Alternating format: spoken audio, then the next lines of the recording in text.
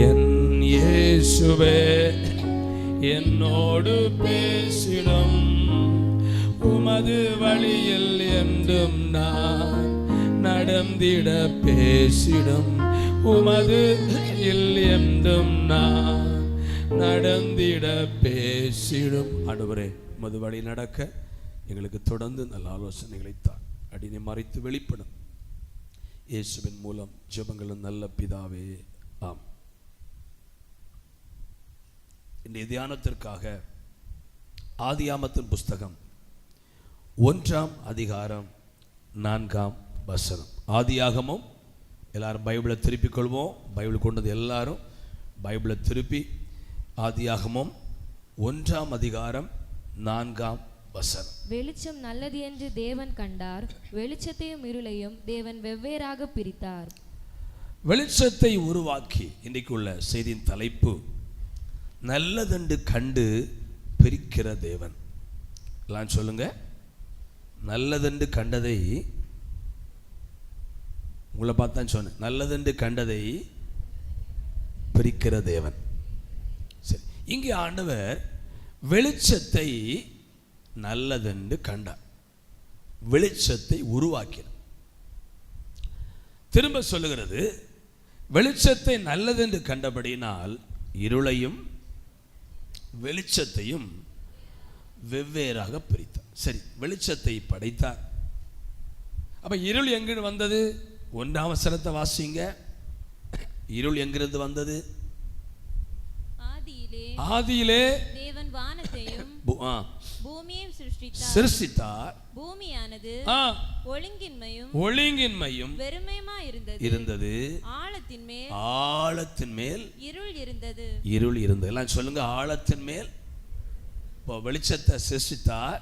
இருள் ஏற்கனவே, சொல்லுங்க, இருள் ஏற்கனவே இருந்தது. ஏற்கனவே நமக்கு நிறைய பிரச்சனை இருக்கிறது. ஆமென். ஜீவ ஒளியாய் வந்த இயேசு கிறிஸ்து, அந்த ஒளியான கிறிஸ்து, ஆமென், நம்மையும் சாத்தானையும் வெவ்வேறாக பிரிக்கிறவராக இருக்கிறார். வெளிச்சத்தை நல்லதென்று கண்டார். பிள்ளைகள் சொல்லுங்க, வெளிச்சத்தை எப்படி கண்டாரா? இந்த பூமியில நல்லதென்று சொல்ல என்னெல்லாம் இருக்கு?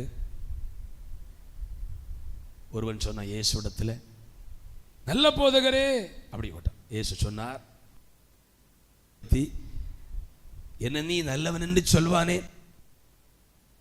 தவிர நல்லவன் ஒருவனும் இல்லை. இந்த வார்த்தையை ஆமோதிக்கிற மட்டும் ஒரு அல்ல சொல்லுங்க பார்ப்போம்.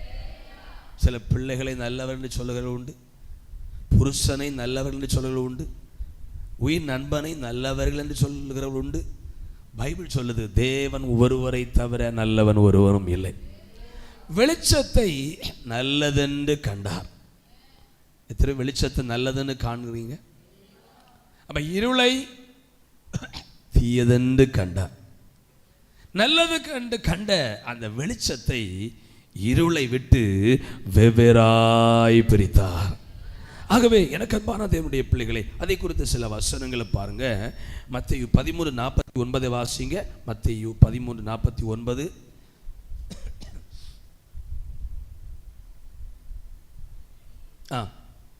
இப்படியே உலகத்தின் முடிவிலே தேவதூதர்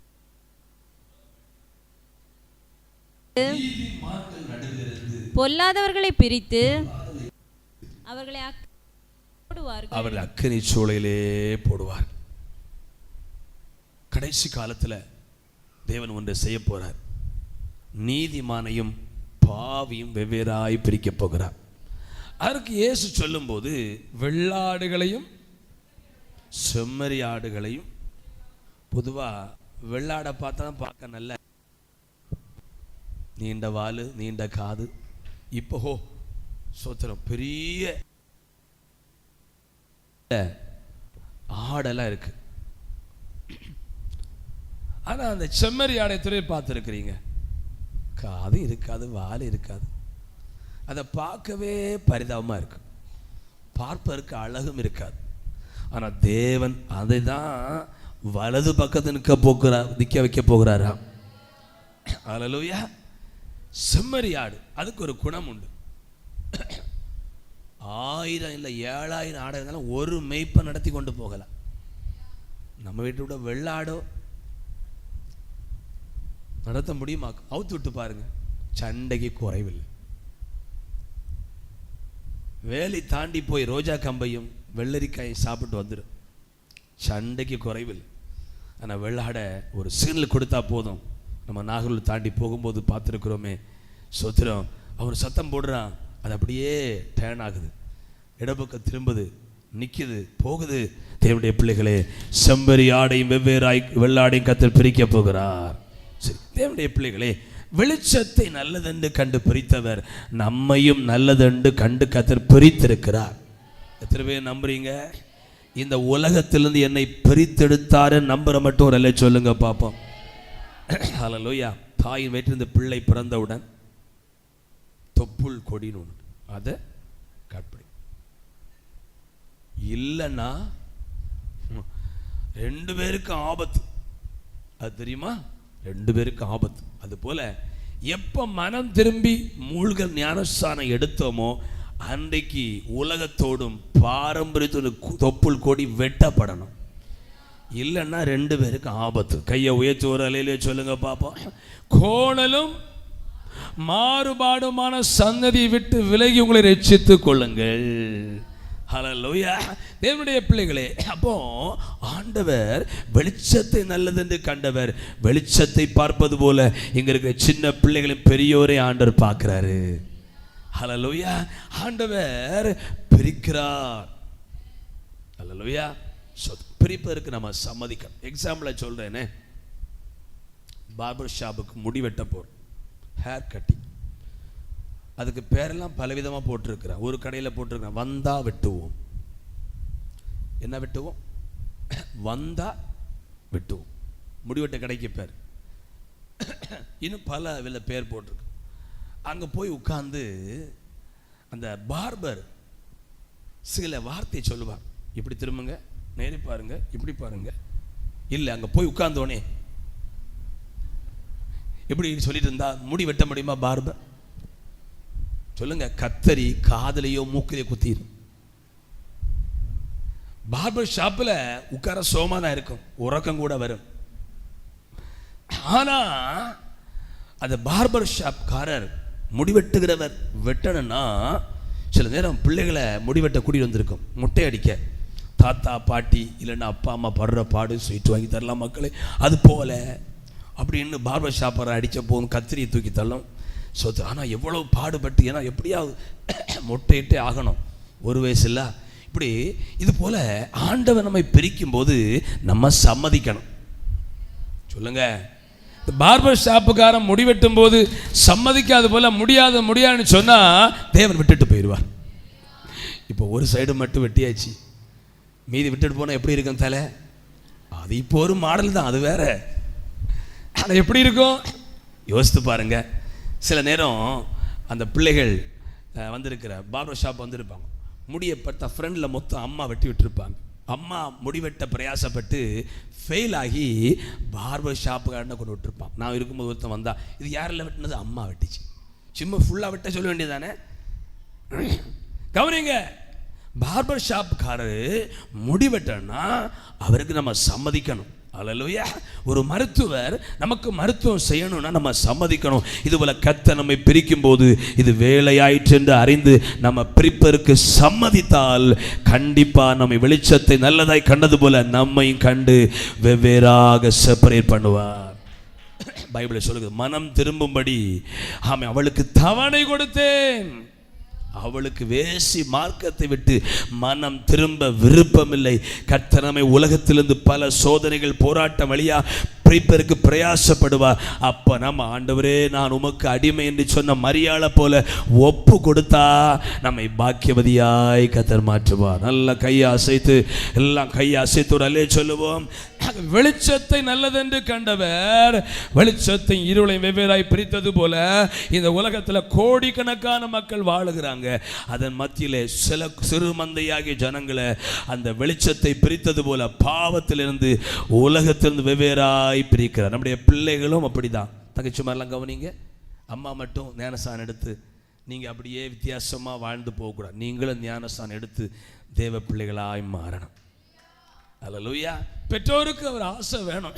என்னை பிரித்தெடுத்தவரே, என்னை பிரித்து உம்முடைய வலது பக்கத்தில் உட்கார வைத்தவரே, எனக்கு மூத்த பிள்ளை இளைய பிள்ளையும் பிரித்தெடுத்து ஒருத்தனை வலது பக்கத்தில் உட்கார வையும், ஒருத்தனை இடது பக்கத்தில் உட்கார வைன்னு சொல்லணும். சுபதவின் தாயார் சொன்னாங்களே, மகிமையிலே என் ஒருத்தனை வலது பக்கத்தில் உட்கார வையும், இன்னொருத்தனை சொல்லுங்க எப்படி எப்படி வளர்த்துறோம். அந்த பாஸ்டர் சொன்னார், இந்த பகுதி இடம் மறந்துட்டு, அம்மா செல்போன் கொடுக்காதனால, செல்போன் அம்மா வாங்கி பறிச்சதுனால ஒற்றை அடியில பெத்த அம்மாவை கொன்னானா.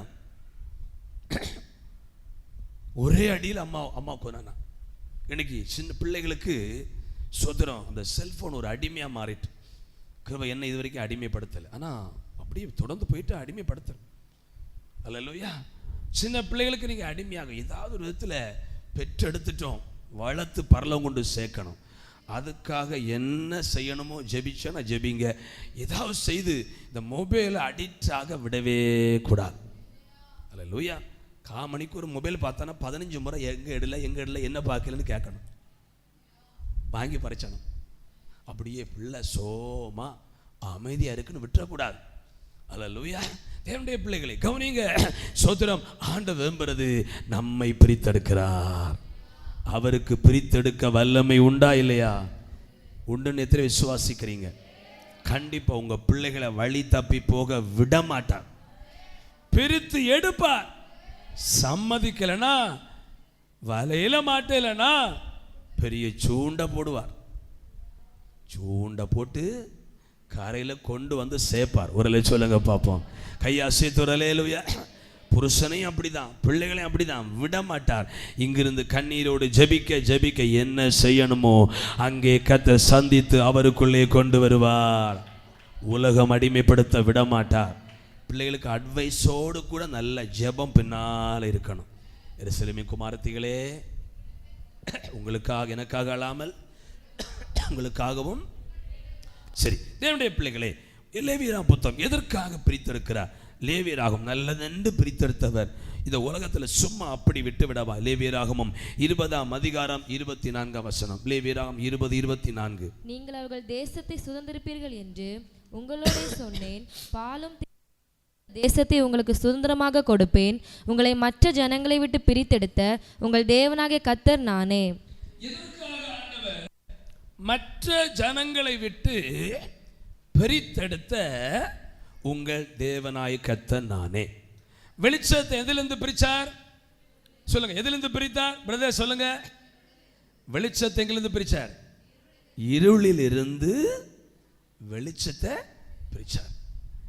யூதர்களை மற்ற ஜனத்திலிருந்து பிரித்தெடுத்தார். ஆபிரகாம தேராக் என்கிற விக்கிரக வணக்க குடும்பத்திலிருந்து கர்த்தர் பிரித்தெடுத்தார். உங்களையும் பலவிதமான பாரம்பரியத்திலிருந்து கர்த்தர் தனக்கென்று பிரித்தெடுத்தார். எதுக்கு பிரித்தெடுத்தாரா? எனக்கென்று. எதுக்கு பிரித்தெடுத்தாரா? ஆமென், ஸ்தோத்திரம். ஒரு முறை கூட வாசிங்க. மற்ற ஜனங்களை விட்டு வாசிங்க. நீங்கள் அவர்கள் தேசத்தை சுதந்திரிப்பீர்கள் என்று வாசிங்க. மற்ற ஜனங்களை விட்டு எனக்கு உங்களை மற்ற ஜனங்களை விட்டு பிரித்தெடுத்த உங்கள் தேவனாகிய கர்த்தர் நானே. அதுக்கு முன்னால பாலும் தேனும் ஓடுகிற அந்த தேசத்தை உங்களுக்கு சுதந்திரமாக கொடுப்பேன், உங்களை மற்ற ஜனங்களை விட்டு பிரித்தெடுத்த உங்கள் தேவனாகிய கர்த்தர் நானே. ஸ்தோத்திரம். மற்ற ஜனங்களை விட்டு அவருக்கென்று நம்மை பிரித்தெடுத்திருக்கிறார். யாருக்கென்று? மற்ற ஜனங்களை விட்டு, ஆமென், மற்ற ஜனங்களை விட்டு அவருக்கென்று நம்மை பிரித்தெடுத்தார். இங்க ஒரு வார்த்தை சொல்றார். நான் சொல்லிட்டேன், உங்களுக்கு கானான தருவேன். எதுக்கு நம்ம பிரிச்சாருன்னா, கானான் தேசத்தை நமக்கு சுதந்திரமாய் தர. நம்முடைய கானான் எது? இப்போ உள்ள கானான் தீபிடித்து எரியுது. என்னெல்லாம் மெசேஜ் போடுறாங்க. காசா மக்களின் சாபம் இஸ்ரவேலிலே பலித்தது. இயேசுவின் தேசமே தீபிடித்து எரிகிறது. ஒருத்தனும் தலைப்பு போடுறது, 10 லட்சம் கோடி ரூபாய் நஷ்டம் இஸ்ரவேல் தேசத்துக்கு. ஏன்னா காடு தீபிடித்து எரியுது. 70 ஆண்டுக்கு இப்போதான் இந்த சம்பவம் நடக்குதா? கவனிங்க. சரி, அதை ஆண்டவர் பார்த்துக்கொள்வார். தீபிடிச்சு எரிஞ்சாலும் அவங்கள பார்க்க வேண்டிய பொறுப்பு ஆண்டவருக்குரியது. கையாசைத்தோர் அல்லேலூயா.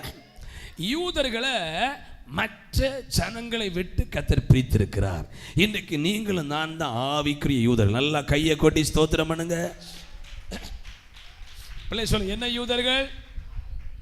எதுக்காக பிரிச்சாரு? கானானுக்கு கொண்டு போகணும். எத்தனை விரும்புறீங்க? എന്റെ ദേശം ഇവിടെയല്ല, ഇവിടെ ഞാൻ പരദേശവാസിയാണല്ലോ. എൻ്റെ ദേശം ഇവിടെയല്ല, ഇവിടെ വാസിയാണല്ലോ. അക്കരെയാണ് എൻ്റെ, അക്കരെയാണ് എൻ്റെ,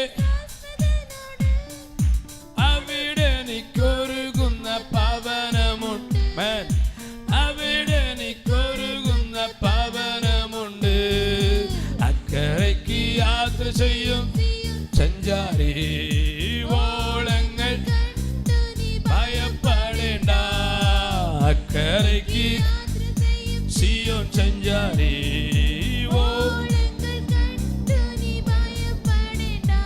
ஹல்லேலூயா. பக்கத்துல சொல்லுங்க, நம்மளை ஆண்டவர் பிரித்தெடுத்தது கானானைய பரலோகத்தில் கொண்டு போக. எத்தனை உறுதியா இருக்கிறீங்க? இருக்குதான். ஆனா மீதி உள்ளதெல்லாம் கூட கொடுக்கப்படும், எக்ஸ்ட்ரா. நான் சின்ன பிள்ளையில மீன் அங்கே போயிருக்கிறேன். இந்த பூனைச்சி கிணத்துல தண்ணி கோரி ஓட்ட விழுந்த பாளையில், நீங்கள் எல்லாம் அமெரிக்காவில் பிறந்தவங்க எல்லாம் அப்போமே ஹேண்ட்பேக் தான் மீன் வாங்கினீங்களோ? பூனைச்சி கிளத்தில் தண்ணி கோரி தேஞ்சி ஓட்ட விழுந்த பாளையில். ஆமே, இப்போது லண்டன் மிஷன் சர்ச் இருக்கிற இடத்துல தான் முன்ன மீன் கடை இருந்தது. அங்கே மீன் வாங்கியிருக்கிறோம். 5 ரூபாய்க்கு மீன் வாங்கியிருக்கிறோம். வாங்கிட்டு கடைக்காரி கொஞ்சம் கூட போடு நம்ம சொல்ல மாட்டோம், பாட்டிமார் சொல்லுவாங்க. உடனே ஒரு பிடி வாரி போடுவாங்க. இப்போ 100 ரூபாய்க்கு 10 நொத்தொலி தான் கிடைச்சி, 10 15. இப்போ கொஞ்சம் கூட கேட்டால் கூட கெட்ட வார்த்தை தான் கிடைக்கும். கிடைக்கிற இடத்துல போய் வாங்கிட்டு போ அப்படின்னு சொல்லிடுவாங்க. ஆண்டு சொல்ற, முதலாவது கானானையும் தேவனுடைய ராஜ்யத்தையும் தேடு, அப்பொழுது இவைகள் எல்லாம் கூட கொடுக்கப்படும். எத்தனை டெய்லி வசனம் வாசிக்கிறீங்க? அவங்க கை வைத்துங்க பார்ப்போம். ஜெபிக்கிறவங்க கை வைத்துங்க பார்ப்போம். டெய்லி வசனம் வாசி ஜெபிக்கிறது ஒரு பிரயாசம் பரலோக ராஜ்யம் போவதற்கு. ஏன்னா சும்மா எப்படியும் பரலோகம் போக முடியாது. அல்லேலூயா. சில நாடுகளுக்கு, துபாய்க்கெல்லாம் இப்போ அப்ளை பண்ணால் சாயங்காலத்தில் விசா ரெடி, போக்குவரத்து தான். ஆனால் அமெரிக்காவுக்கு போக்கு எவ்வளவு டாக்குமெண்ட்ஸ் கேட்குறாங்க. சில நாடு இருக்குது, Australia, Switzerland, Ireland, America, Canada, நிறைய நாடு இருக்குது. அங்கெல்லாம் நினைச்சோட போட துபாய்க்கு போனால் உடனே ரெடி, திறந்து விட்டுருக்குறாங்க டோரை. விசா உடனே கிடைக்கும், ஈஸியாக கிடைக்கும். ஆனால் சில வளர்ந்த நாடுகளுக்கு சீக்கிரம் போக முடியாது. இன்றைக்கு வரைக்கும் டைரெக்டாக ஃப்ளைட்டில் இஸ்ரேலில் போய் இறங்க முடியாது. என்னோடத்தில் இறங்கி பஸ்ஸில் தான் போக முடியும். அவ்வளோ பாதுகாப்பு வச்சுருக்கிறாங்க. இதை போல் பரலோகத்திற்கு சில துபாயை போல நினைச்சோன்ன போகலாம் அப்படின்னு உயர்ந்த நாடுகள் சில கட்டுப்பாடு வச்சுருக்கு. நீ எதுக்கு வர்ற, ஏன் வர்ற? எனக்கு தெரிந்த ஒருவர் சுவிட்சர்லாந்து போக ஏர்போர்ட்டில் போனான். சொல்லிவிட்டாங்க, நீ கேட்பாங்க சோத்திரம், அப்போது ஏதோ சொல்லு அப்படின்னு. அவர் சொன்னார், நான் சொந்தக்காரில் பார்க்க போகிறேன் அப்படின்னு, ரிலேட்டிவ்ஸை பார்க்க போகிறேன்னு. அவர் சொன்னார், நீ ரிலேட்டிவ்ஸே பார்க்கணும். ஏர்போர்ட்டில் திரும்ப விட்டாங்க. அல்லேலூயா. எனக்கு தேவனுடைய பிள்ளைகளை, பரலோகம் என்பது உயர்ந்த நாடு, சில கட்டுப்பாடு வச்சிருக்கு. பரலோகம் போக இப்படி தான் முடியும். கையை வைத்து அல்லேலூயா. சில ஆண்டுக்கு முன்பு அமெரிக்காவுக்கு போக நம்முடைய பாரத இந்திய தற்போதைய பிரதமர், அவருக்கு கூட பல ஆண்டுகள் தடை விதிச்சிருந்தது. ஆட்சி வந்த பிறகு தான் தடையை மாற்றினாங்க. அது இல்லைன்னா நம்முடைய பிரதமர் கூட அமெரிக்கா போக முடியாது. ஏன்னா குஜராத்தில் நடந்த ஒரு கலவரத்தில் அவருக்கு உண்டுன்னு சொல்லி, அதனால அவருக்கு போக முடியாது. ஒரு அல்ல சொல்லுங்க பார்ப்போம், கை வைத்து அல்ல சொல்லுங்க பார்ப்போம். அமெரிக்கா தடையை எடுத்த பிறகுதான் நினைச்சு முடிஞ்சு. ஏன்னா பாஸ்போர்ட் அங்கே இது பண்ணிடுவாங்க. பாஸ்போர்ட் என்று ஆன உடனே நம்மளை குறித்து பிரச்சனை ஆயிரும். அல்ல சொல்லுங்க பார்ப்போம். நம்முடைய அந்த மலேசியாவுக்கு ஒரு முறை நம்முடைய பம்பரம் சின்னமா ஆமேன் வைகோ அவர் போனார் அந்த ஒரு மாகாணத்தினுடைய முதல்வருடைய மகளுக்கு திருமணத்திற்கு. ஏர்போர்ட்டில் போய் இறங்கின உடனே பாஸ்போர்ட் நம்பரை அனுப்பிச்ச உடனே அவரை குறித்து வந்தது, ஆமாம் இவர் மலேசியாவுக்கு பயங்கரமானவர், பிரச்சனை பண்ணுகிறவர் என்று ஒரு செய்தி வந்தது. அவருடைய நண்பன் தான் ஒரு முதலமைச்சர். அவர் பேசின பிறகும் போக முடியல, திரும்ப வீட்டுக்கு வந்தார். இதை போல பரலோகம் என்ற ஒன்று இருக்கிறது. இந்த உலகத்தோடு மனுஷ வாழ்க்கை முடியாது. ஆமாம், அதற்கு போக வேதம் நமக்கு வழிமுறைகளை வைத்திருக்கிறது. அதான் மனம் திரும்புதல், ரட்சிப்பு, வேறுபட்ட வாழ்க்கை, பரிசுத்த ஜீவியம், ஜெபம், வேத வாசிப்பு, இதெல்லாம் இருந்துன்னா அவர் சொன்னது நிறைவேறும். என்னை சிந்திக்க வச்ச ஒரு வார்த்தை என்னன்னா, என்ன சொன்னாரா? கானானை உங்களுக்கு தருவேன் என்று வாசிங்க ஆரம்பத்தை. பாலும் தேனும் ஓடுகிற அந்த தேசத்தை உங்களுக்கு சுதந்திரமாக கொடுப்பேன். அடுத்து, உங்களை மற்ற ஜனங்களை விட்டு பிரித்தெடுத்த உங்கள் தேவனாகிய கர்த்தர் நானே. கொடுப்பேன்னு சொல்லிட்டார். அல்லேலூயா.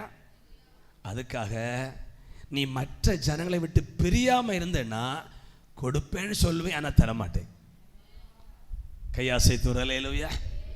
கொடுப்பேன்னு சொன்னீரே பரலோகத்தை, அவர் சொல்லுவாரு, உன்னை பிரிச்சு எடுத்து நீ பிரிய சம்மதிக்கல, உனக்கு பரலோகம் கிடையாது. எனக்கு அன்பான தேவனுடைய பிள்ளைகளே, எதுக்கு நம்ம பிரிச்சு எடுத்திருக்கிறோம்? எதுக்கு ஒரு ஆவிக்குரிய கூடியில் நீங்கள் வந்திருக்கிறீங்க? எவ்வளோ பிரயாசப்பட்டு ஞானசா எடுத்திருக்கிறீங்க, ஆண்டவர் தேடி வந்திருக்கிறீங்க. சில ஆடம்பரங்கள் எல்லாம் வேண்டான்னு தூக்கி எறிஞ்சிருக்கிறீங்க. எதுக்கு? நான் கர்த்தர் உங்களை பிரித்து எடுத்திருக்கிறார். அதெல்லாம் அந்த ஆடம்பரத்தெல்லாம் விட்டவங்க வசதி வாய்ப்பு வந்தவுடன் அப்படியெல்லாம் போயிடக்கூடாது. நம்ம சபையில் ஆவிக்குரிய சபை, பெந்தேகோஸ்தே சபை, ஒரு ரூல்ஸ் இருக்குது. என்ன வச்சுருக்கிறாங்கன்னா, முன்னெல்லாம் நகை கலத்தி தான் கொடுப்பாங்க, ஒரு ஜொல்ஸு போட மாட்டாங்க. இப்போது நிறைய சபைகளை வித்தியாசம், அவங்களாம் பேச விரும்பலை. அப்போது நான் ஏன்னா நிறைய பேர் நம்ம சபைக்கு வர்றாங்க, புருஷர்கள் சில கட்டுப்பாடு, அதனால தான் பொட்டு, பூ, கொலுசு இதெல்லாம் அவாய்ட் பண்ணணும் அப்படின்னு ஒரு முறை வச்சுருக்கு. சில பேர் ஆமான்னு சொல்லி எடுத்துட்டு பிறகு அதெல்லாம் செய்கிறாங்க. அதெல்லாம் பெரிய தப்பு. ஒரு சொல்லுங்க பார்ப்போம், சத்தமா சொல்லுங்க. அல்லேலூயா. ஒதுக்கினது தான், வேறுபாடு சொன்னதுதான். ஒருவேளை நீங்க ஆடம்பரத்தை திரும்ப எடுத்து உலகத்துக்குள்ள போயிட்டீங்கன்னா அவர் சொல்லுவாரு, உன்னை பிரிச்சு எடுத்தேன், நீ திரும்ப போயிட்ட, உனக்கு என்னால கானானை தர முடியாது. கையாசை தூர். அல்லேலூயா.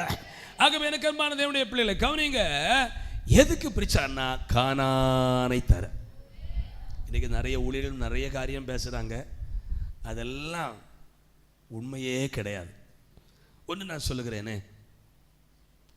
ஞானஸ்தானம் எடுக்காமல், மூழ்கி எடுக்காமல், பரிசுத்தமாக வாழாமல், சர்ச்சைக்கு போகாமல், தாறுமாறாக இந்த உலகத்தை எவ்வளோ பேர் வாழ்கிறாங்க.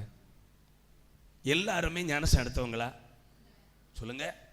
முகேஷ் அம்பானி தன் மனைவியுடைய பிறந்த நாளுக்கு 8,000 கோடி ரூபாவுக்கு ஒரு வீடு கட்டி கொடுத்தார். நடிகர் விஜயுடைய அப்பா தன் மனைவியுடைய 55வது மேரேஜ் டேக்கு ஆடி கார் பிரசன்ட் பண்ணியிருக்கிறார். என்ன காடு சொல்லுங்க? 55 வருஷம் என கூட கஷ்டத்தில் இருந்தாளேன்னு சொல்லி ரொம்ப பாவம் போல இருக்கு. அப்படி தானே? இட்லி கடை நடத்தி வர்றாரோ கவனிங்க, ஆடி கார் கொடுத்துருக்கிறார். மனைவியுடைய பர்த்டேக்கா மேரேஜ் டேக்கா உங்களுக்கு ஏதாவது கிடைச்சிருக்கா? ஒரு சாரி கிடைச்சிருக்கா? சொல்லுங்க. இதான் நல்ல ஆகாரம் வாங்கி தந்துருக்கிறாங்களா? மனைவியுடைய பர்த்டேக்கு 8,000 கோடி செலவில் ஒரு பெரிய பங்களா எல்லாமே அங்கே இருக்கு. இவங்க எல்லாம் ஞானசம் எடுத்தவங்க கிடையாது, இவங்க மனம் திரும்பினவங்க கிடையாது, இயேசு உண்டு, பரலோகம் உண்டு நம்புறவங்க கிடையாது. உலகத்தில் கோடீஸ்வரர் இருக்கிறாங்க. ஆனால் ஆண்டவர் நம்மை சொல்லுகிற அவங்களெல்லாம் பார்க்காத ஒரு நாள் ஆசாப்பு பார்த்தான். உம்மை தேடி தேடி காலை தோறும் காய்ச்சல், மாலை தோறும் தலைவலி. பிள்ளைய பார்த்தா கண்ணெல்லாம் உள்ள ஒட்டி போயிருக்கு. உம்மை தேடாதனுடைய பிள்ளையை பாரும், அவனுடைய கண்கள் கொழுப்பினால். ஏன்னா சரீரம் முகக்கலை ஆரோக்கியம் போகும்போது கண்ணெல்லாம் கொண்டு விழுந்துடும். அப்படி தானே? பார்க்குறோம், கேட்பாங்க, சொத்துற என்ன இப்படி இருக்கிறீங்க, பஞ்சமா சோமாலியாவா அப்படி கேட்பாங்க.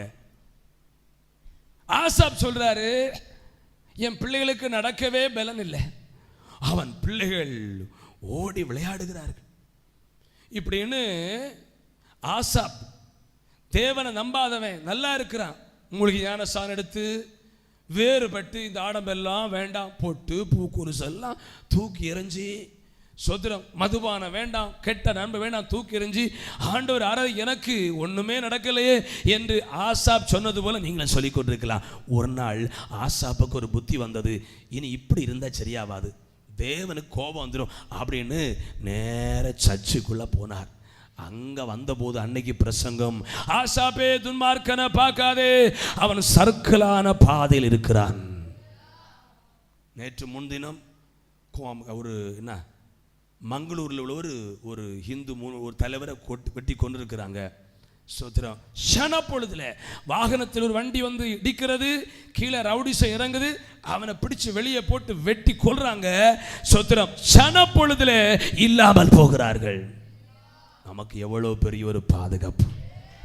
சத்தமா சொல்லுங்க ஒரு அல்லேலூயா. நம்முடைய இந்திரா காந்தி அம்மையார் வெளிநாட்டு டிவியில பேசுவதற்கு தன்னை சிங்காரித்து கொண்டு மெய் பாதுகாவலனை பார்த்து கேட்டாங்களாம், நான் அழகா இருக்கிறேனா, அழகா இருக்கிறீங்கன்னு சொல்லி சில நிமிஷத்துல துப்பாக்கியால் சுட்டு கொண்டான். கவனிங்க, நமக்கு எவ்வளவு ஒரு பெரிய பாதுகாப்பு.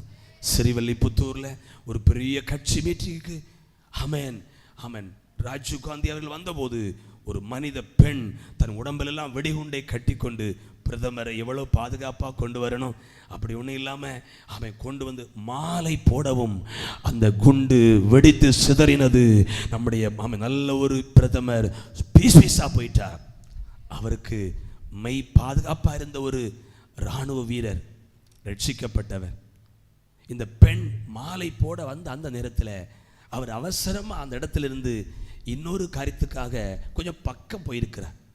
அந்த நேரம்தான் மனித வெடிகுண்டு வெடித்தது. அப்போது தன் வீட்டுக்கு போய் இந்த செய்தியை அறிந்து அவருடைய உடம்பெல்லாம் புல்லரிக்குது. அந்த மீட்டிங் ரத்து பண்ணப்பட்டது. அவருடைய அறையில போய் ஜெபிச்சாராம். இவ்வளவு பெரிய ஒரு பிரதமர் துண்டு துண்டாய் போன போது சாதாரணமான எப்படியப்பா என்னை காப்பாற்றினீங்க. தேவன் சொன்னாராம், மகிமையான எல்லாவற்றின் மேலும் ஒரு பாதுகாவல் உண்டாயிருக்கும். எப்படி விஷயம், பிரதமருக்கே ஒரு பாதுகாப்பு. ஆனால் அந்த மனிதனுக்கு ஒரு பாதுகாப்பை கொடுக்கிறார். அவரை பாதுகாக்க அந்த இடத்திலிருந்து அந்த நேரத்தில் அவரை கர்த்தர் மாற்றினார். நம்முடைய தமிழக முன்னாள் அம்மா முதலமைச்சர் அந்த மீட்டிங் போகணும், அவங்க போகலை. இப்படி பல காரியங்கள் தேவனுடைய பிள்ளைகளே நான் சொல்றேன். ஆமென். ஆண்டவருடைய பிள்ளைகள் மற்றவங்களை பார்க்கக்கூடாது. நம்ம பிரித்தெடுக்கப்பட்டவர்கள். எதுக்கு பிரிச்செடுத்தாரா சொல்லுங்க? கானான் எங்க கொண்டு போக, சத்தமா சொல்ல, எங்க கொண்டு போக? ஆமா, என்னாகும் 34:2 வாசிங்க. என்னாகும் 32:4 34:2. நீ இஸ்ரவேல் புத்திரருக்கு கட்டளையிட்டு சொல்ல வேண்டியது என்னவென்றால் கானான் தேசம் அதன் எல்லைகள் உட்பட்ட உங்களுக்கு சுதந்திரமாக கிடைக்க போகிறது. நீங்கள் கானான் தேசத்தில் சேரும்போது போதும். எப்படி சுதந்திரமாக, அந்த வார்த்தையெல்லாம் ரிப்பீட் பண்ணுங்க. ஏய், கிடைக்க நமக்கு பரலோகம் கிடைச்சா, பிரதர்ஸ் பரலோகம் கிடைச்சா கிடைக்க போகிறது. ஒரு சொல்லுங்க பாப்போம். எத்தனை சந்தோஷமா இருக்கிறீங்க. அடுத்து கீழே, உங்கள் தென்புறம் சீன் வனாந்தரம். போதும். நமக்கு கானான் கிடைக்க போகிறது. சந்தோஷமா சொல்லுங்க பாப்போம். அப்பா வெளிநாட்டில் வரும்போது சொல்லியிருப்பார், பிள்ளை இடத்துல வாட்ச் வாங்கிட்டு வருவேன். சின்ன பிள்ளைகள் இருந்தால் ஜேசிபி வாங்கிட்டு வாங்க அப்பான்னு சொல்லுவேன். ஜேசிபி வாங்கிட்டு வருவேன். இப்போ வீடியோ காலில் ஜேசிபி காட்டி கொடுத்தாச்சு. இப்போ எப்போ வர்றீங்கப்பா? 1 வீக்கில் வர்றேன். அது வரைக்கும் எல்லா விமானம் அவங்க அப்பா வர விமானம் தான். அம்மா அப்பா இப்போ பிள்ளை ஸ்கூல் எல்லாம் போய் சொல்லும், எனக்கு ஜேசிபி அப்பா ஜூ இப்படி கொண்டு வரோம். எங்க அப்பா கொண்டு வருவார், கிடைக்க போகுது. அப்ப எப்படி இருக்கும்? அந்த பேச்சு மொத்தம் ஜேசிபி குறித்து பாருங்க. உறக்கத்திலையும் சரி ஜேசிபி அப்பா பேசுகிறான். அல்லேலூயா. பக்கத்தில் சொல்லுங்க, உங்களுக்கு பரலோகம் கிடைக்க போகுது. ஒரு நாள்ல எத்தனை முறை அதை பற்றி பேசுறீங்க? எத்தனை பேசுறீங்க? ஒரு பாட்டாவது வருதா? சொல்லுங்க அம்மா. உங்களுக்கு கானான் கிடைக்க போகிறது. நீங்க சந்தோஷம் இருந்தா நான் இப்போ அதை பார்க்க போறேன், காக்க விரும்புகிறேன். ஊழியனாகினா நீங்கள் நான் சொல்ல போவேன். சோத்திரம். உனக்கு நான் ஜேசிபி வாங்கிட்டு வந்தேன்னு சொன்னேன், வச்சிருக்கிறேன்னு சொன்ன உடனே அந்த பிள்ளை எனக்கு ஜேசிபி ஸ்கூல் எல்லாம் பேசிகிட்டு இருக்கும். சில பிள்ளைகள் அரை கிளாஸுக்கு விட்டா அந்த டீச்சர்கிட்ட போய் சொல்லி போடும், எங்கள் அப்பா ஜேசிபி வாங்கிட்டு வருவார். சோத்திரம். நமக்கு பரலோகம் கிடைக்க போகிறது. இவங்களுக்கு வேண்டாம், வேலை செய்து குடும்பத்தை மட்டும் காப்பாற்றினா போதும். சொல்லுங்க ஐயா, கையை கொட்டி, உங்களுக்கு பரலோகம் கிடைக்க போகிறது. நான் பொய்யா பேசிட்டு இருக்கிறேன்? அல்லேலூயா. அந்த கிராம பிள்ளைகளுக்கு பரலோகம் நேரம்னு சொல்லுவோம், அவங்களுக்கு புரியலை. நான் சொன்னேன், உங்கள் பக்கத்தில் இருக்கிற மலை கூட கந்தக மலை தெரியுமா, அது கூட ஒரு நாள் வெடிக்க போகுது. அவங்களுக்கு தெரியுது அந்த கந்தக மலை, அங்கே பாறை அடிக்கக்கூடாது.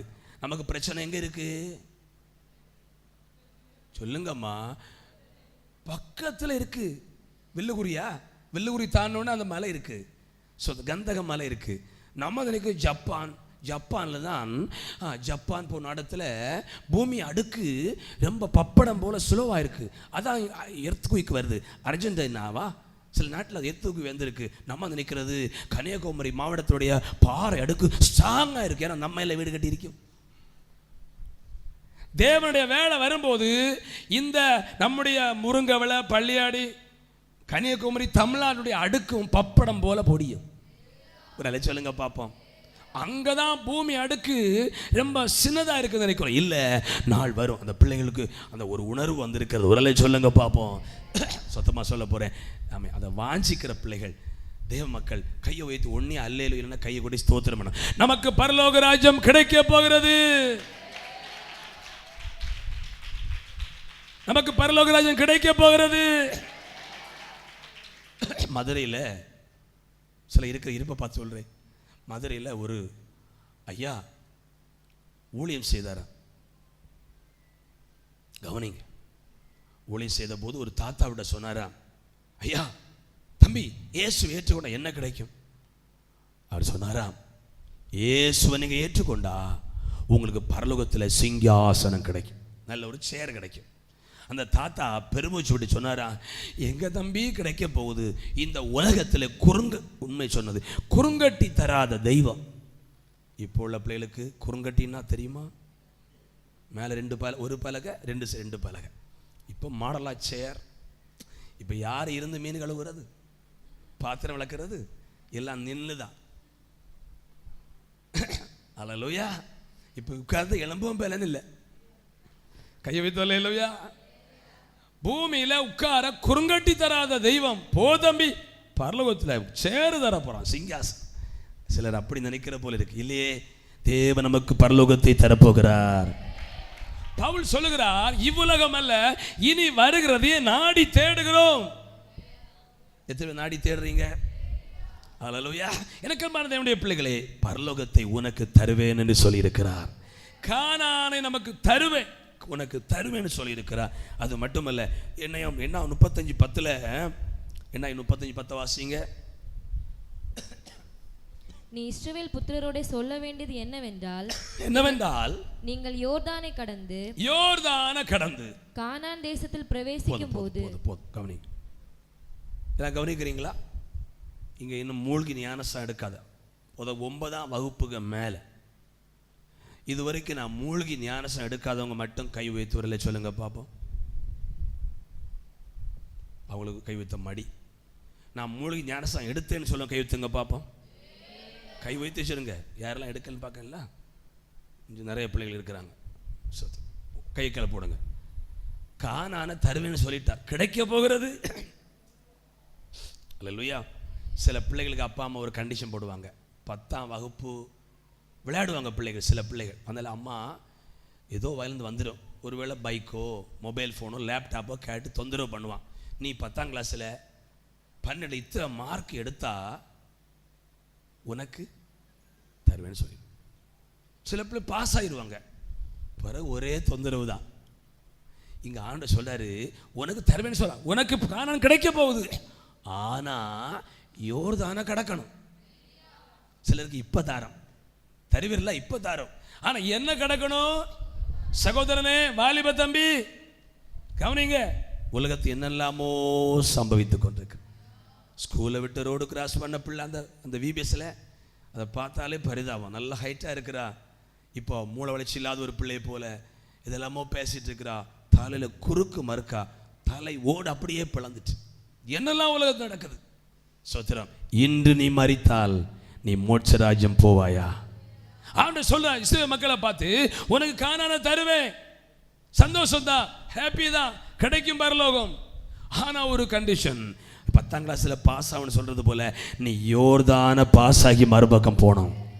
சௌரமார் கவனிக்கிறீங்களா? சில ஞானஸ்தானம் எடுத்திருக்கிறவங்க நல்லா வேறுபட்டு வாழணும், கர்த்தருக்காக வாழணும். ஆண்டவர் சொல்றாரு, கானானை தருவேன், உனக்கு கிடைக்க போகிறது. ஆனா ஒரு கண்டிஷன், யோர்தானை கடக்காம கானான் கிடையாது. சிலருடைய வாழ்க்கையில யோர்தான் கரை புரண்டு ஓடும், அது போல கடக்க கொஞ்சம் கஷ்டமா இருக்கு. சுவிட்சர்லாந்து இது ஒரு நாடு இருக்க, முருங்கை மருது குடிச்சிக்கு ஒரு ஊழியர் செய்திக்கு வந்தார். அவர் சொன்னார், ஒரு தம்பி, அவங்க விசுவாச தம்பி, எங்க பாஸ்டர் நியூசிலாந்து இருக்கிறார். நியூசிலாந்து என்ன லேண்ட் சொல்லி பாருங்க, நியூசிலாந்து. அவன் சொன்னா, எங்க பாஸ்டருடைய மனைவிக்கு கையில 4 விரல் இல்லை, ஒரு கையில எத்தனை விரல்? ஓ சொல்லுங்க வாத்திறந்து, கையில 4 விரல். ஏன்? இதனுடைய பின்னணி என்ன? இந்த சகோதரி வட இந்தியாக்காரி ஏதோ ஒரு மாநிலத்தில் ஆண்டவர் இருந்து சபைக்கு போக ஆரம்பிச்சா. ஒளிச்சு தகப்பன் உயிரோடு வச்சு ஒவ்வொரு முறையும் அறியும் போது விரலை வெட்டி எடுத்திருக்கிறான். ஒரு கை விரல் வெட்டின போதிலும் இவள் இயேசு விடல. நகை வெட்டினாலும் நம்ம விட்டுருவோம், நகம் வெட்டினாலும். ஆனால் ஒரு விரல் போன போதும் விடலை. 2வது விரல், 3வது விரல், 4வது விரல். இதுக்கப்புறம் அந்த பிள்ளை அப்பா என்னை கொண்டு போடுவார் என்று ஒளித்து ஓடி அந்த போதவருடைய கட்டுப்பாடில் வளர்க்கப்பட்டா. அந்த அந்த அந்த இடத்திற்கு தமிழகத்தை சேர்ந்தவங்க, எந்த இடம் சொன்னேன்? நியூசிலாந்தில் ஃபேமிலியாக இருக்கிறாங்க, ஊழியம் செய்கிறாங்க, வேலையும் செய்கிறாங்க, குடும்பமாக இருக்கிறாங்க. அப்போது இந்த பிள்ளை முன் வரிசை உட்கார்ந்துருக்கிறா. கை விரல் உண்ட தெரிஞ்சோ தெரியலையோ, அப்போ திருமணம், அவங்க அந்த பாஸ்டருடைய பையனுக்கு திருமணம் தேடிட்டு இருக்கிறாங்க. அப்புறம் கேட்டால், இந்த பிள்ளை யாருடைய பிள்ளை? அவள் எப்படி? அவள் சொன்னா, இப்படி ஒரு பிள்ளை, நல்ல ஒரு பக்தி உள்ள பிள்ளை, 4 விரல் அவளுக்கு இல்லை, அவளை செத்துப்போம், அப்பா கொன்று போடுவார் என்று தான் இங்கே நான் இப்போ ஓடி வந்தா, எங்கள் பராமரிப்பு இருக்கிறா, அவளுக்கு திருமணம் தேடிக்கொண்டிருக்கிறோம். உடனே அவர் சொன்னாராம், என் மகனுக்கு நான் திருமணம் தேடிக்கொண்டிருக்கிறேன், இப்படி உள்ள ஒரு பிள்ளை தான் என் பையனுக்கு வேணும். இன்னைக்கு ஃபேமிலியா என்ன சொன்னேன்? ஆமாம், நியூசிலாந்தில் ஊழியம் செய்கிறாங்க. அந்த சபையில் தான் சென்னை சேர்ந்த ஒரு பாஸ்டருடைய விசுவாசம், ஒரு பையன் அந்த சபையில் விசுவாசியாக இருக்கிறான். அவன் தான் சொன்னான், எங்கள் சபை பாஸ்டருடைய மனைவிக்கு கையில் 4 விரல் இல்லை. சரி, யோர்தானை கடக்க கடினமாக இருக்கு. நம்ம ஊரில் பிரச்சனை இல்லை, ஞானஸ்தானம் ஒரு பிள்ளை நான் எடுக்கிறேன்னு சொன்னால் அம்மா அப்பாவும் ரொம்ப ஹாப்பி, பேண்ட் சட்டை எல்லாம் வாங்கி தரேன்னு சொல்லுவாங்க. ஆனால் சில இடத்துல மாற்று வஸ்திரத்துக்கு வழி இல்லை, பெற்றோருக்கு தெரியாம அப்படியே ஞானஸ்தானம் எடுத்து அப்படியே வெயில நின்று காஞ்சி அப்படி வீட்டுக்கு போயிருக்கிறாங்க. ஒரு சொல்லுங்க பாப்போம். ஆகவே கானான் கிடைக்கும். எதற்காக பிரித்தெடுத்தார்? கானானை நமக்கு தரும்படி, ஆமென், பரலோகத்தை தரும்படி. அவர் சொல்றாரு, நீ யோர்தானை கடக்கணும். என்ன கடக்கணும்? பக்கத்துல சொல்லுங்க, யோர்தானை கடக்காதவங்களுக்கு பரலோகம் இல்லை. பிள்ளை, பரலோகம் இல்லை. பரலோகம் வேணாம், யோர்தானை கடக்கணும். ஒரு சொல்லுங்க பார்ப்போம். சரி, தேவனுடைய பிள்ளைகளே, ஆகவே ஆண்டவர் என்ன சொல்றாருன்னா, ஆமென், யோர்தானை கடக்கணும். அதுக்காக பிரித்தது. சிலர் சரியா பிரியலை. அதுக்கு வசனம் சொல்லு, கள்ளத்தனமான மனம் திரும்புது. அதுக்கு நாங்கள் போன எங்கள் மகளுடைய சர்ச்சில் கன்வென்ஷன் நடந்தது. தம்பி ஃபேமிலி நாங்களும் போயிருந்தோம். அப்போ அந்த ஊழியர் ரொம்ப ஸ்ட்ரிக்டாக, அவரை கூப்பிட ஆசை உண்டு. அதனால் சில டாபிக் எடுத்தாருன்னா நாம் எழும்பி ஓடிடுவோம். அவ்வளோ ஸ்ட்ரிக்டாக பேச ஊழியக்காரன். 45 வயசு ஆச்சு, நல்ல ஊழியம், நல்லா வல்லமையாக வார்த்தை வசனம் சொல்கிறார். அவர் சொன்னார், கள்ளத்தனமான மனம் திரும்ப என்றால் என்ன பாருங்க. ஒரு மனம் திரும்ப என்றால் டேன், about turn பிடிசார். இப்படி இருக்கிற ஒரு ஆளு இப்படி சாத்தானை தேடி போன ஒரு ஆளு அங்க பார்க்கிற ஆளு இப்படி திரும்பணும். இப்ப சில ஆட்கள் இங்க திரும்பாம இப்படி திரும்புறாங்களா? தேவைக்கு உலகத்தையும் பார்த்துடலாம், தேவைக்கு சபைக்கு வந்துடலாம். எப்படி திரும்பி இருக்கு? இங்க திரும்பினா கொஞ்சம் கஷ்டம், அவரை தான் பார்க்கணும். சில இப்படி திரும்பி நின்றுட்டு மனம் திரும்பி இருக்கு, அறகுறையா கள்ளத்தனமா இயேசுவையும் பார்த்து ஜெபம் பண்ணலாம், மரியாளையும் பார்த்து ஜெபம் பண்ணலாம். உலகத்திலும் போகலாம், இங்கேயும் இங்க கொஞ்சம் அங்க கொஞ்சம். உங்க மனம் திரும்புதல் சரியா ஸ்ட்ரெயிட் ஃபார்வர்டா இயேசுவுக்கு நேரா இருந்தா உங்களை பிரித்தது உண்மை, கண்டிப்பா கானான் கிடைக்கும்.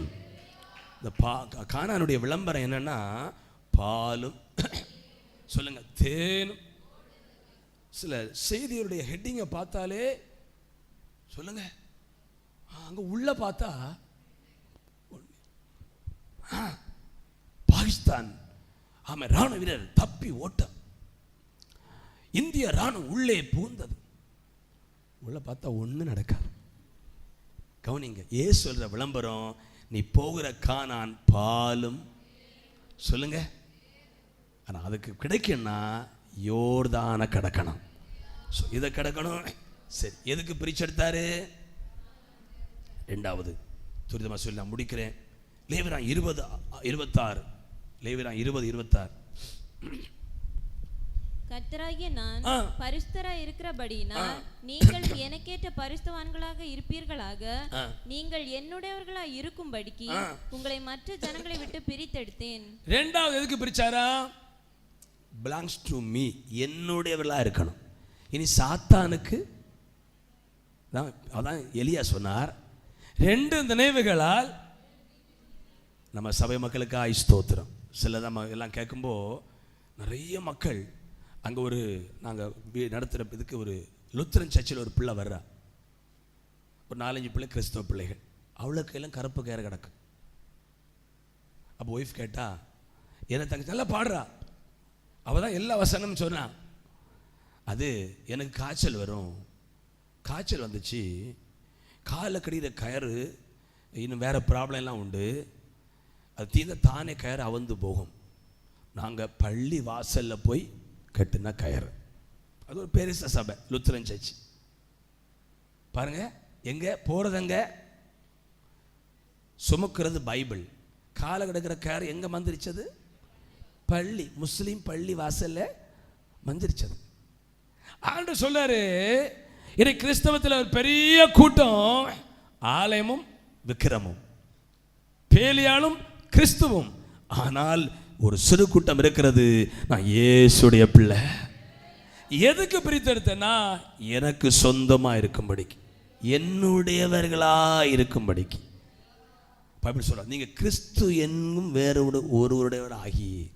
நம்ம இனி சாத்தானுக்கு சொந்தம் இல்லை. உங்க ஊர்ல சொல்லுங்க பாப்போம், இந்த சாத்தானுக்கு வழிபாடு, அந்த நம்பிக்கையா எதுவும் நமக்குள்ள இருக்கக்கூடாது. எத்தனை சந்தோஷமா இருக்கிறீங்க?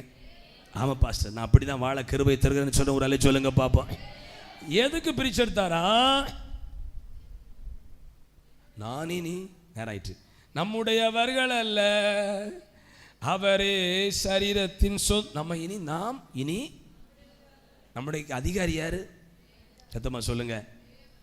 வாடகை வீட்டில் இருந்து பழக்கம் உள்ளவங்களுக்கு தெரியும், அந்த வீட்டு எஜமான் வந்தார்னா பிள்ளைகள் சுவத்தில் எழுதியிருந்தா, ஐயோ என்ன சொல்ல போறாரோ, இனி வீடு வாடகை தரமாட்டேன்னு சொல்ல போறாரோ அப்படின்னு பயமா இருப்பான். அதுபோல நீ வாழும் வாழ்க்கை தான் ஒரு வாடகை வீடு. இதுக்கு எஜமான் யாரு? இதில் தேவையில்லாமல் அலங்கரிச்சு அனாவசியமாக வாழ்ந்தா அவரு தட்டி கேட்பாரு. நாம் தேவனுடையவளாக இருக்கு. 3வது காரியம் சொல்லி முடிக்கிறேன், நம்ம டைம் ஆகிட்டு பார்த்தீங்களா. 3வது ஏன் தெரிஞ்சுட்டா? உபாகமம் 10:8 வாசிங்க, சேர்ந்து வாசிங்க. உபாகமம் 10:8.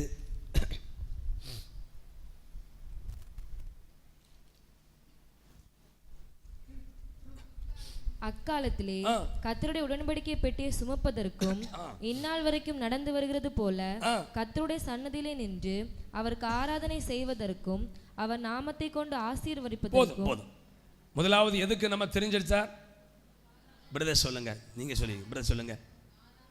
கானான தருவேன், அதுக்கு கானான தரும். ரெண்டாவது எதுக்கு பிரிச்செடுத்தா? நாம் இனி தேவனுடையவர்களாய் வாழும். மூணாவது எதுக்கு பிரித்தெடுத்தார்? அவருக்கு என்ன செய்ய? எத்தனை ஏற்றுக்கொள்ளுகிறீங்க? அதாவது நம்முடைய பூமியில் வாழும்போது வேலை செய்யணும், அதுக்கு தான் வேலைக்கு போகிறோம். மற்றபடி நம்முடைய ஒர்க் என்னன்னா தேவனுக்கு எத்தனை ஏற்றுக்கொள்ளுகிறீங்க? ஹல்லேலூயா. அவரை பாடணும், சர்ச்சுக்கு வரணும், பைபிள் வாசிக்கணும். ஆனால் பலன் தந்திருக்கிற பார்த்தீங்களா, கைக்கு பலன் தந்தனால வேலை செய்யணும். ஹல்லேலூயா. சோத்திரம். வயசாகும்போது ஆமென் சோத்திரம், வேலைக்கு ஒன்றும் போக முடியாது, அதிகமாக ஆலயத்தில் வந்து ஜெபம் பண்ணணும். ஒரு பாட்டி ஒரு விழிப்பின் ஜெபத்தை ஒரு வீடியோ போட்டோம்.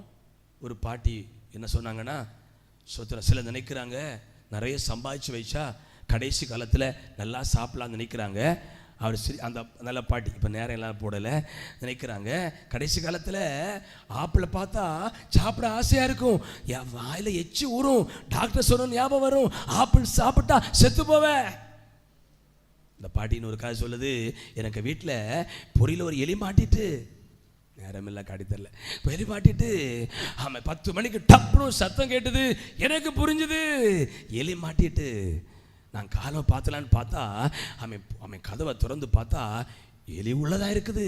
நான் வச்ச தேங்காய் அங்கே இருக்கு. எலிக்கு புரிஞ்சு போச்சு தேங்காயை விட எனக்கு ஜீவன் தான் முக்கியம்னு சொல்லி ராத்திரி ஃபுல்லாக கூட்டுக்குள்ளேயே தேங்காய் இருந்தோம். எலி என்ன செய்யலை? சில நினைக்கிறாங்க நிறைய சம்பாதிச்சு வச்சா தலைமுறை நல்லா வாழ்வாங்க, நல்லா சாப்பிடலாம் நினைக்கிறாங்க. ஒரு அல்ல சொல்லுங்க பார்ப்போம். கர்த்தர் பலன் தர வரைக்கும் சம்பாதிப்போம், அதுக்கப்புறம் சேமிக்க வழி இல்லாட்டாலும் ஆண்டவர் நம்ம நடத்துவார், கண்டிப்பாக நடத்துவார். பிச்சையாமை சொத்தை இறக்க விட மாட்டார். மூணாவது எதற்காக பிரதர்ஸ்?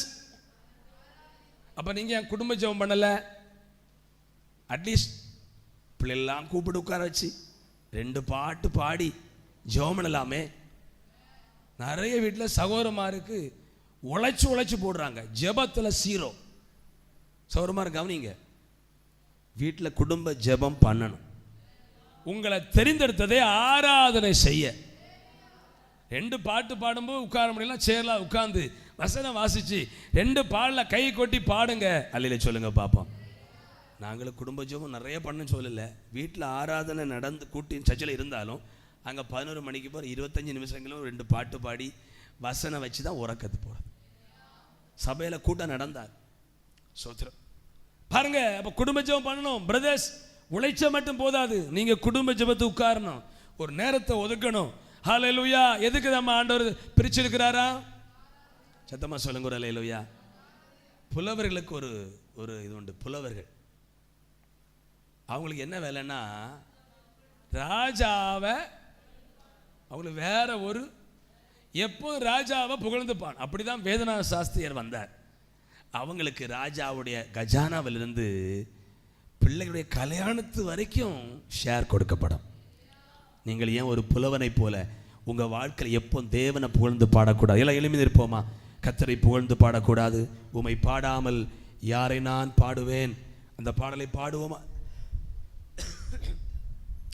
உம்மை பாடாமல் யாரை நான் பாடுவேன், உம்மை துதிக்காமல் யாரை நான் துதிப்பேன், உம்மை பாடாமல் யாரை நான் பாடுவேன், உம்மை துதிக்காமல் துதியும் உமக்கு ஹல்லேலூயா, உமக்கு ஹல்லேலூயா, மகிமை உமக்கு ஹல்லேலூயா, புகழ்ச்சியும் உமக்கு ஹல்லேலூயா, உம்மை பாடாமல் யாரை நான் கைவிடி பாடுங்க, உம்மை துதிக்காமல் யாரை நான் துதிப்பேன், உம்மை பாடுவேன், உம்மை துதிக்காமல் ஜீவன் சுகம் பலம் தந்து காத்தீரே. எதற்காக பிரித்தெடுத்த